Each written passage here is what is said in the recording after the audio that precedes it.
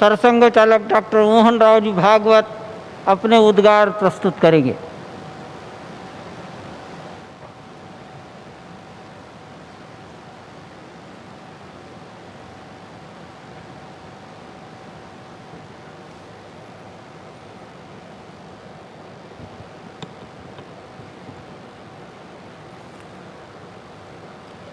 श्रद्धेय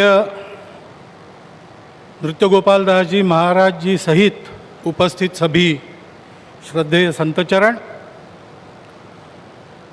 भारत के आदरणीय और जनप्रिय प्रधानमंत्री जी, उत्तर प्रदेश की माननीय राज्यपाल महोदया, उत्तर प्रदेश के माननीय मुख्यमंत्री जी, सभी नागरिक सज्जन, माता भगिनी, आनंद का क्षण है। बहुत प्रकार से आनंद है। एक संकल्प लिया था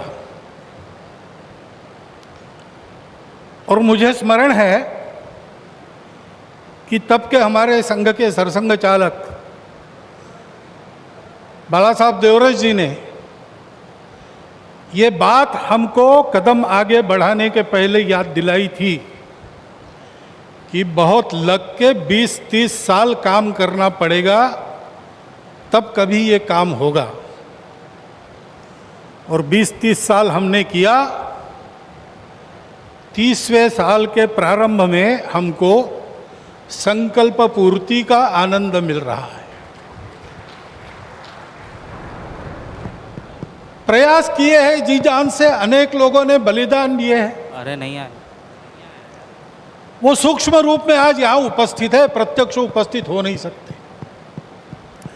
ऐसे भी है जो है लेकिन यहाँ आ नहीं सकते। रथ यात्रा का नेतृत्व करने वाले अडवाणी जी आज अपने घर में बैठकर इस कार्यक्रम को देख रहे होंगे। कितने ही लोग हैं कि जो आ भी सकते हैं लेकिन बुलाए नहीं जा सकते, परिस्थिति ऐसी है। लेकिन वो भी अपनी अपनी जगह, पूरे देश में देख रहा हूं आनंद की लहर है। सदियों की आस पूरी होने की आनंद है। लेकिन सबसे बड़ा आनंद है भारत को आत्मनिर्भर बनाने के लिए जिस आत्मविश्वास की आवश्यकता थी और जिस आत्मभान की आवश्यकता थी, उसका सगुण साकार अधिष्ठान बनने का शुभारंभ आज हो रहा है।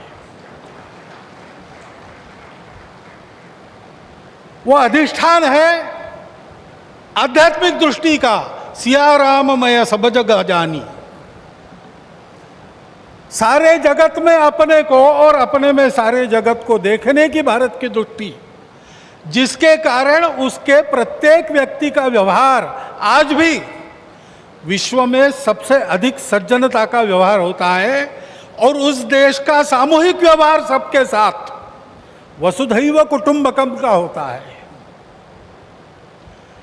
ऐसा स्वभाव और ऐसी अपने कर्तव्य का निर्वाह व्यावहारिक जगत की माया के दुविधा में से रास्ते निकालते हुए जितना हो सके सबको साथ लेकर आगे चलने का जो विधि एक बनती है, उसका अधिष्ठान आज यहां पर बन रहा है। परम वैभव संपन्न और सबका कल्याण करने वाला भारत, उसके निर्माण का शुभारंभ आज ऐसे निर्माण का व्यवस्थागत नेतृत्व जिनके हाथ से है, उनके हाथ से हो रहा है। ये और एक आनंद है। और इसलिए उन सब का स्मरण होता है। लगता है अशोक जी यहां रहते तो कितना अच्छा होता, महंत परमहंस रामचंद्र दास जी अगर आज हो सकते तो कितना। लेकिन जो इच्छा उसकी है वैसे होता है। लेकिन मेरा विश्वास है कि जो है वो मन से और जो नहीं है वो सूक्ष्म रूप से आज यहाँ उस आनंद को उठा रहे हैं, उस आनंद को शतगुणित भी कर रहे हैं। लेकिन इस आनंद में एक स्फुरण है, एक उत्साह है। हम कर सकते हैं, हमको करना है, वही करना है। एतद्देश प्रसूतस्य सकाशादग्र जन्मनात् स्वम स्वम चरित्रम शिक्षेरन पृथिव्याम सर्वमानव। जीवन जीने की शिक्षा देनी है। अभी ये कोरोना का दौर चल रहा है, सारा विश्व अंतर्मुख हो गया है, विचार कर रहा है कहाँ गलती हुई, कैसे रास्ता निकले।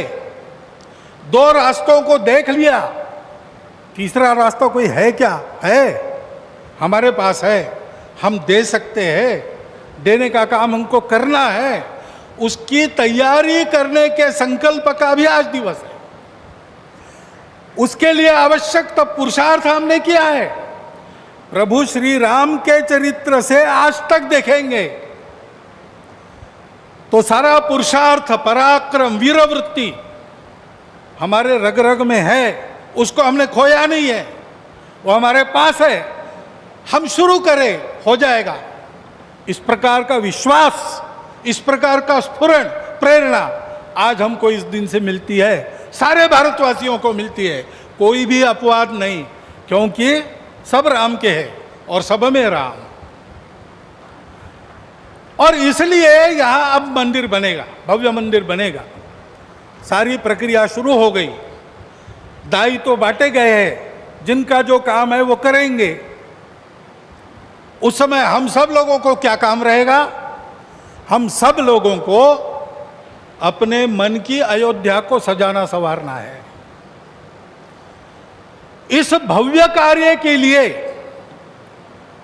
प्रभु श्री राम जिस धर्म के विग्रह माने जाते हैं, वह जोड़ने वाला, धारण करने वाला, ऊपर उठाने वाला, सबकी उन्नति करने वाला धर्म, सबको अपना मानने वाला धर्म, उसकी ध्वजा को अपने कंध पर लेकर संपूर्ण विश्व को सुख शांति देने वाला भारत हम खड़ा कर सके, इसलिए हमको अपने मन की अयोध्या बनाना है। यहां पर जैसे जैसे मंदिर बनेगा वो अयोध्या भी बनती चली जानी चाहिए। और इस मंदिर के पूर्ण होने के पहले हमारा मन मंदिर बन के तैयार रहना चाहिए, इसकी आवश्यकता है। और वो मन मंदिर कैसा रहेगा बताया है। काम कोह मद मान न मोहा, लोभ न क्षोभ न राग न द्रोहा, जिनके कपट दंभ नहीं माया, तिनके हृदय बसहु रघुराया। जात पात धनु धर्म बढ़ाई, प्रिय परिवार सदन सुखदाई, सब तजी तुम ही रहो उरलाई, तेहि के हृदय रहो रघुराई। हमारा हृदय भी राम का बसेरा होना चाहिए। इसलिए सभी दोषों से, विकारों से, द्वेषों से, शत्रुता से मुक्त। दुनिया की माया कैसी भी हो, उसने सब प्रकार के व्यवहार करने के लिए समर्थ। और हृदय से सब प्रकार के भेदों को तिलांजलि देकर केवल अपने देशवासी ही क्या, संपूर्ण जगत को अपनाने की क्षमता रखने वाला इस देश का व्यक्ति और इस देश का समाज, ये गढ़ने का काम है।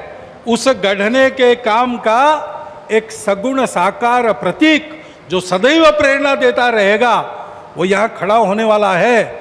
भव्य राम मंदिर बनाने का काम भारतवर्ष के लाखों मंदिरों में और एक मंदिर बनाने का काम नहीं है। उन सारे मंदिरों में मूर्तियों का जो आशय है, उस आशय का पुनर्प्रगटीकरण और उसका पुनर्स्थापन करने का शुभारंभ आज यहाँ बहुत ही समर्थ हाथों से हुआ है। इस मंगल अवसर पर इस सब आनंद में मैं आप सबका अभिनंदन करता हूँ। और जो मेरे मन में इस समय विचार आए उसको आपके चिंतन के लिए आपके सामने रखता हुआ आपसे विदा लेता हूँ। बहुत बहुत धन्यवाद।